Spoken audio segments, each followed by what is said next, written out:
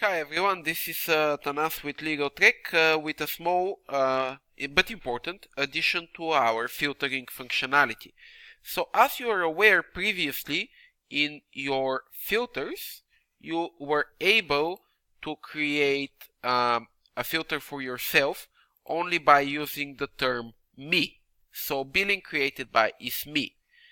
How did this work? It worked as accepting the me as the logged in person. So let's say you create a filter called my billings and then you say billing created by is me.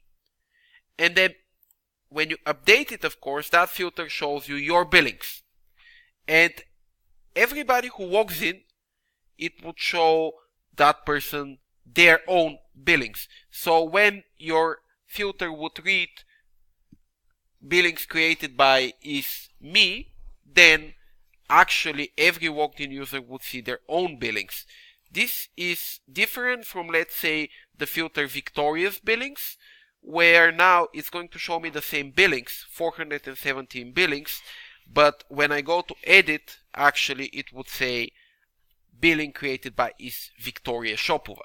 So now, in addition to adding me as a condition, you can add your own name. When you add your own name, this name is going to remain unchanged regardless of who else is accessing this filter. If another person accesses the filter that says created by is me, he would see their own billings. If he accesses Victoria's billings, he would see Victoria's billings. Let me demonstrate this with another account from the company to complete the circle. So to complete the circle, I'm now logged in with another user of this company, and let's check it out. His filter for my billings, again, let's have a look what this filter entails. It's billing created by is me. So this filter for my billings, now me being Peter Smith, shows me mine of the person who's logged in, my 5 billings, and then when I go to Victoria's billings, it would still show Victoria's 417 billings. So, in brief, this new addition to the filters enables you to select yourself not only as me, the logged person, but also by name.